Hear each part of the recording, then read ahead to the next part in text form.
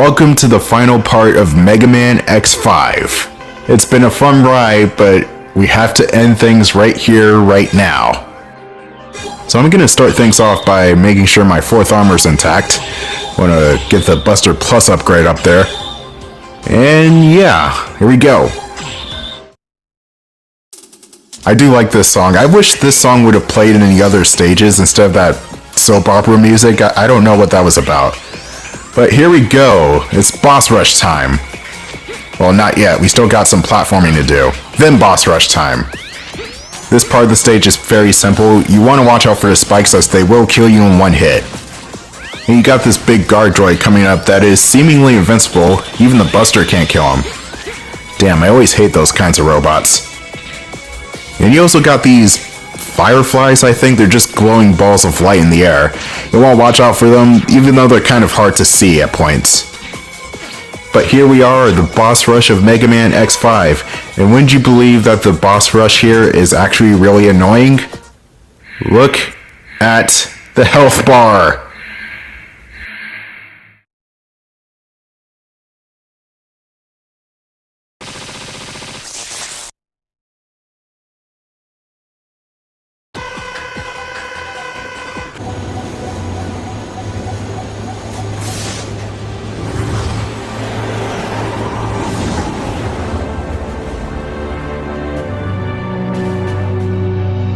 That was 30 minutes of my life that I'll probably never get back.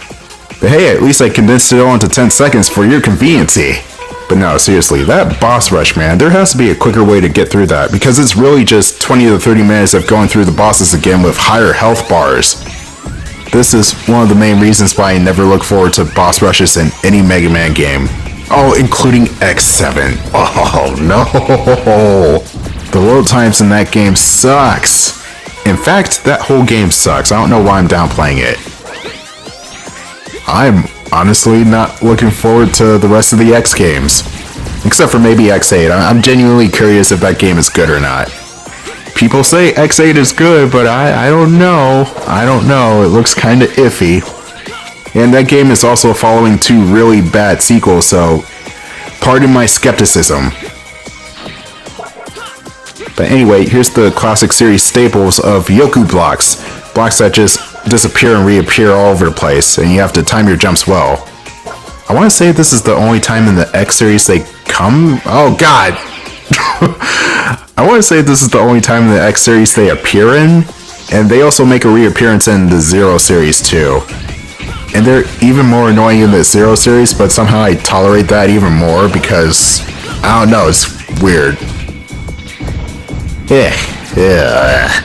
That's all I have to say is Early 2000s Mega Man was not that good, except for Legends, and 02 and 03. And maybe Battle Network? I haven't played much of Battle Network, but what I've played of it was okay. That's why I'm interested in the collection with all the Battle Network games. My only problem is, I just wish it was cheaper than $60! Whose idea was it to make the Legacy Collection that expensive? The other ones weren't. But anyway, we're at the final boss already, which is kind of strange that it's in the same stage as a boss rush, but no matter. And this is a final Sigma boss that is really hard.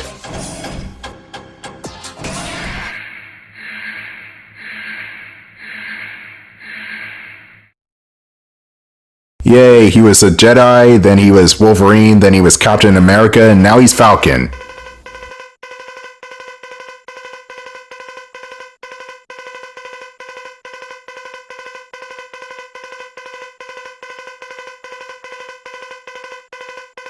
Oh my god, so much dialogue, it's so boring!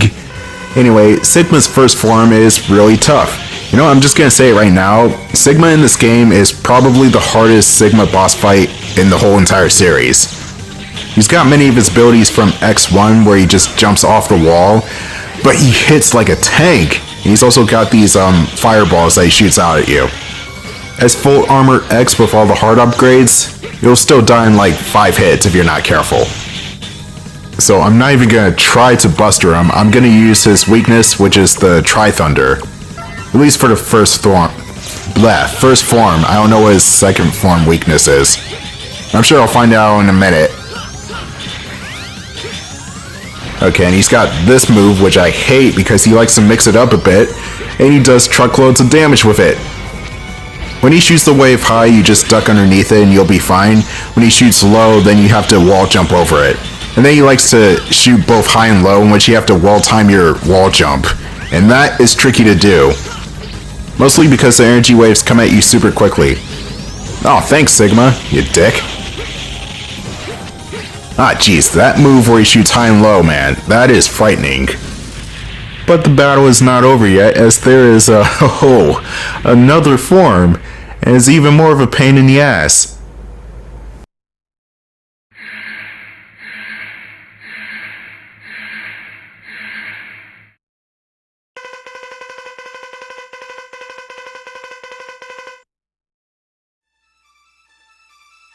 Okay, this pre-rendered graphic of Sigma is both simultaneously hilarious and badass.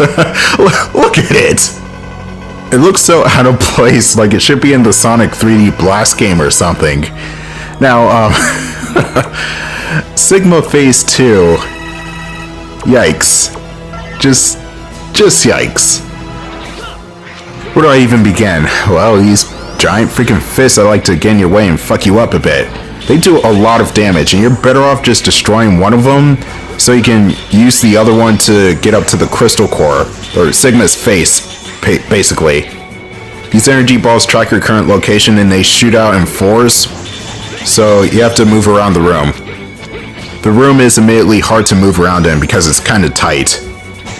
And there's another move that Sigma does where a purple square encloses on the character's location, and it's big, you can barely avoid it, and it does a ton of damage. I hate that attack. Just like most of the attacks in this boss fight, it sucks. I do like the boss music though, even though it's slow and foreboding, it still fits the atmosphere. But now I just need to focus on the energy balls and the fists and the purple squares of death. Oh, we haven't seen those yet, but they're coming. I don't even know this form's weakness, so I'm just bustering it because everything else seems to fail. Oh god. Yeah, that attack is deadly too.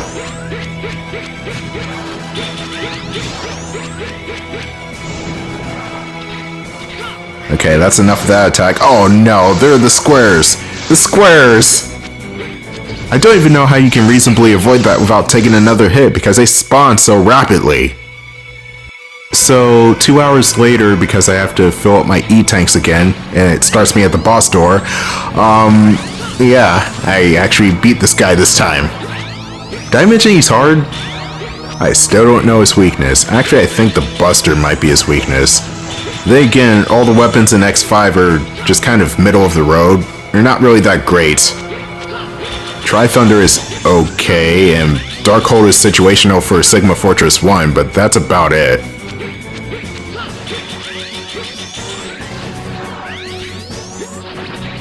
So, level 96 Sigma, he's been grinding for the end game apparently. It definitely shows here. Oh really? The fist still hurts me when it's exploding? Are you kidding me?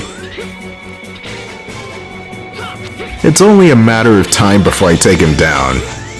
It's gonna take a long time because his health is extremely high.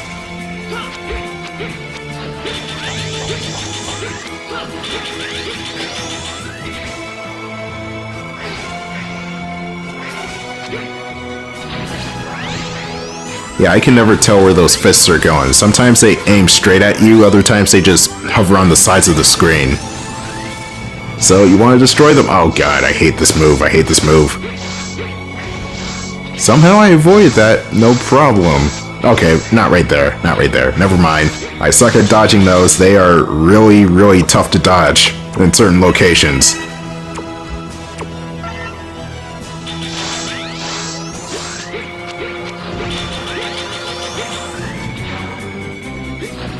Giant fists again.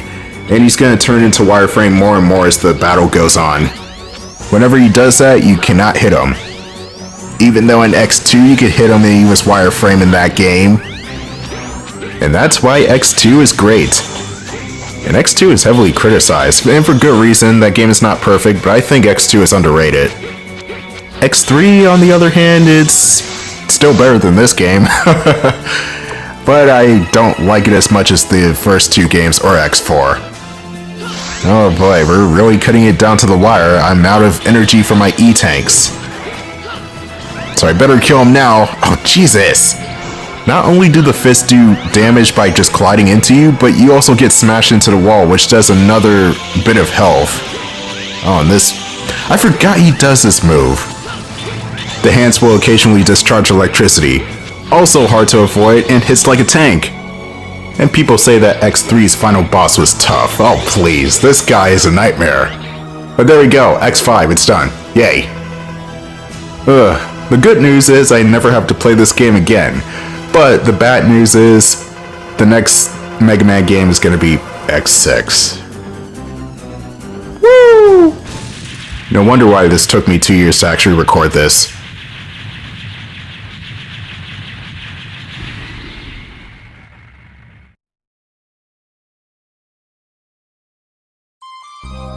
Oh geez, yeah, Darth Maul and missing an arm? Yeah, he's not coming back. Sorry, Zero. X, I swear to God, if you say what am I fighting for, I'm going to break this disc.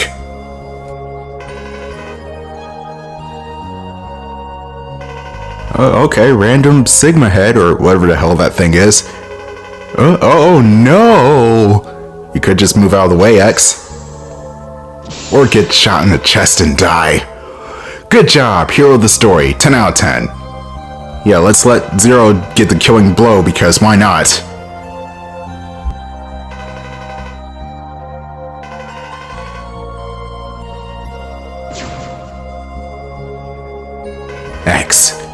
X. Do you hear me? Damn, your optimism led to your own demise. You should live. And X is but a torso now. Wonder if he hit himself to repair himself. Oh no, Dr. Light. Not yet. Actually, I want you to rest and relax for now. Hold on, X. Just for a few more moments.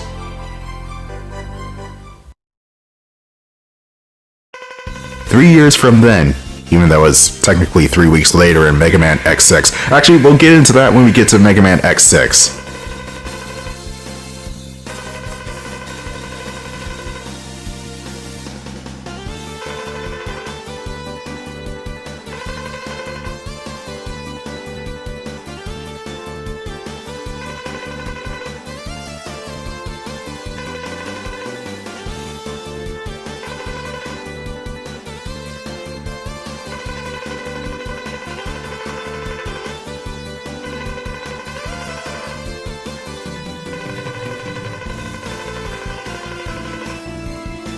Okay, so I got the best ending, which is Zero, or X rather, remembers Zero.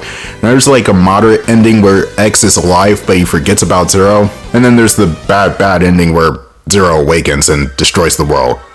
So yeah, X5. I thought I would like X5, and at one point I did, and I liked some of the aspects of the game, but no. I think this is a really poorly made Mega Man X game. It's very mediocre. It's mostly from a pacing standpoint. I think X5 is really slow and just meandering. It takes forever to build up to something, and when it finally does build up to something, it's disappointing. Like the story, and even though Mega Man games aren't known for their stories, this one was trying to be somewhat climactic, and it fell really hard on its face. I think Mega Man X4 did the story better, and even though that story was really dumb at some points too, it at least explains the character motives a bit better. And it had cutscenes. We can't forget about the anime cutscenes. And getting back to this game, the gameplay is just a drag. Duff McWellen, Title L, whatever you call him, he just killed my fun of this game. You have to go back to a stage 3 times and it's just a really slow auto-scroller. 3 times. And then there's also the constant chatter from mission control. I don't need that in my games, please. Just have it be like a button I can press, like X6 did. See, X6 actually did something right over X5, and I can appreciate that. Too bad everything else sucks. I don't hate Alia, I just wish he stopped talking all the time. But there are some pros to this game, like the music. The soundtrack is phenomenal, as always. Not as catchy as some of the other X soundtracks, but I do dig this soundtrack. I like that you can actually change between X and 0 in between levels now. And it's not just, oh, if you pick X, you're X for the rest of the game. That is, however, a double-edged sword if you are collecting the items, or at least the heart tanks at 0, because if you lose 0, then good luck with underpowered X. So yeah, this could have been the best Mega Man game to end all Mega Man games, the most badass of them all. But instead it was just, it's a thing. It's a Mega Man game, just another Mega Man game in the works.